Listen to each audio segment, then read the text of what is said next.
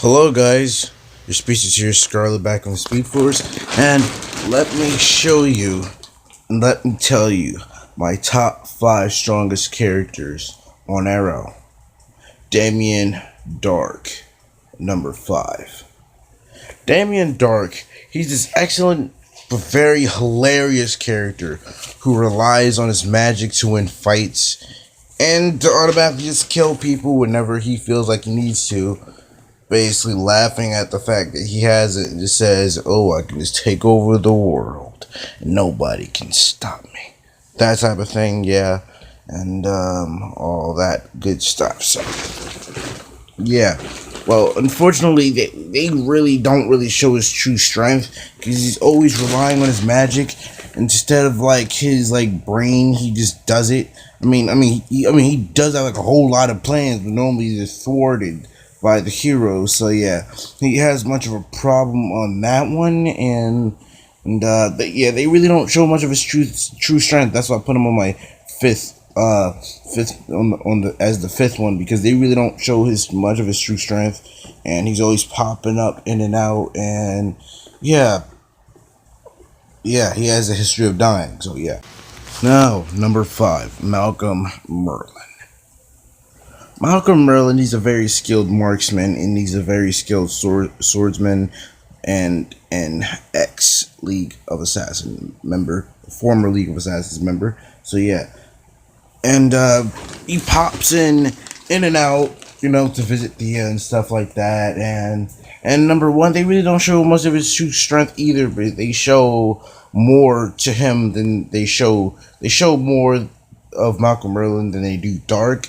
But they still don't show his true strength. I mean, all they're gonna keep on making him do is just pop up in and out, like just keep him in, because he's a very excellent asset to the team. And yeah, and I really don't really have much to say about Malcolm Merlyn, except that he's a very great character, and he is a former member of the League of Assassins, and he's even betrayed numerous enemies just to protect Thea, and even basically double crossing Team Arrow, and he basically just double crossed Team Arrow, then double crossed the League of Assassins. Yeah, be going in and out just to protect Thea, only to find out that he's gonna keep being tricked by. He ends up being tricked by Damian Darhk, Ra's Gold, this, that, and the third, things of that nature. And we really don't really have much to say about this character, because he sacrificed himself to save his daughter.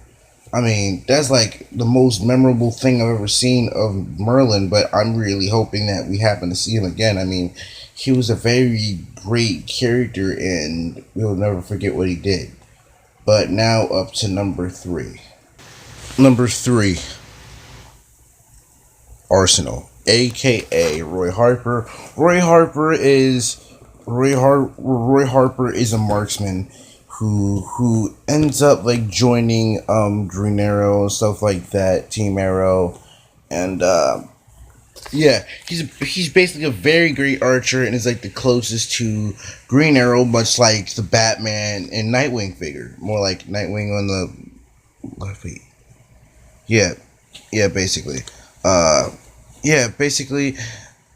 The Nightwing and Batman type of thing, because Roy Harper will be Nightwing, Green Arrow will be Batman, and Roy decides to go out on his own, like how Nightwing decided to do. Dick Grayson decided to go home, go do whatever, then pack his bags, and go on to become Nightwing.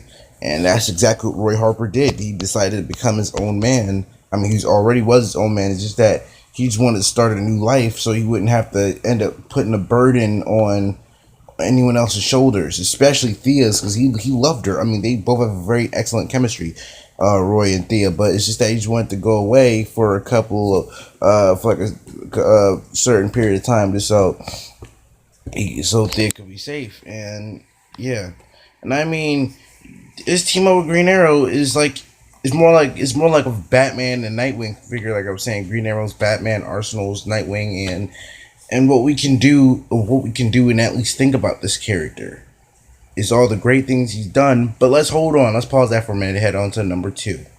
Now, number 2, Oliver Queen, a.k.a. the Green Arrow. Yeah, Sorry about that, everybody. My throat is still kind of hurting over here. Yeah, the Green Arrow is a very. The Green Arrow was stuck on the island 5 years after his boat getting sabotaged by Floyd Lawton, aka Deadshot, and he is going through. He's gone through 5 years of personal heck, as he's described it, and he has been very paranoid and all that because last time he was on the island with a lot of people, they tried to kill him. So he started just killing everybody just to survive. And that's all anybody really knew Green Arrow as when they found out that he was back. And then he ended up becoming the Hood. Then they end up calling him an Arrow. Sooner or later he ended up becoming the Green Arrow.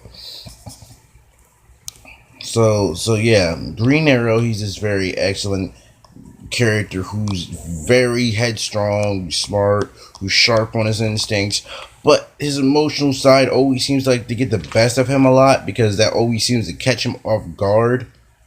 But when he just wants to I mean, it took him really long to control his like killer side, to control his Green Arrow side because because what do you mean? Because Ra's al Ghul mean only the arrow remains. That means like the Green Arrow would end up being like a killer, but Oliver Queen is like the one who steps in the suit and just doesn't even kill because that's not who Oliver Queen is anymore. But his emotions always seem to get the best of him, and he's always very stubborn and he's paranoid. But I do understand that because, well, he is paranoid, but like I was saying, his emotions always get the best of him, and he always seems to no matter what happens, it's like he's the Green Arrow at the end of the day. But still, no matter what, things always seem to get out of hand, and he's always trying to make sure Thea doesn't keep killing anymore and all that, because when she was resurrected in the Lazarus pits, she ends up almost going on a killing spree, but then they had to start nearly killing Oliver, but then they end up sedating her with the needle of some sort, and then he had stopped Sarah from killing because she just had no control over that until sometime later. But let's head to number one after I say this. Green Arrow is the best. Trust me, he's the best, but his emotions don't really kindle that well. Now, number one, Gia Queen, aka Speedy. Gia Queen, trust me, she's beautiful, she's young, she's smart, and she's a very great young lady who's trying to get control of herself and find her place back in the world after she just died and just came back. And now she's recovered from her wounds from Black Siren. No, I'm wrong. No, I'm wrong. Sorry about that. It's that I just had that moment where it's you try to think of something. But the Queen, she's this headstrong, instinctive woman who's trying to get the better of herself before she gets the better of herself, if you know what I mean. She has this, she had this bloodlust and sort. She had this bloodlust where she had that urge to kill. But she ends up having control over that as the seasons went on. And number two, she's almost like how Arrow could have been. I mean, she's like that. She's like Batgirl, but with Damian's attitude. Seriously. Trust me, Sarah Lance, she's way worse than Thea. But honestly though, back to Thea. She is on this thing, is she's trying to, like I was saying earlier, find a place that's for her again, because it's she's trying to get over the death of her father, Malcolm Merlyn, and she's trying to recover some pieces of her past, and that's how it makes her whole, really. That's how it makes her completely whole again, because as long as she keeps finding pieces of her past, how Oliver's been doing it, she could maybe have some sort of connection as to how she can make things better for herself and how she could be a better person, like how Oliver ended up becoming a better person.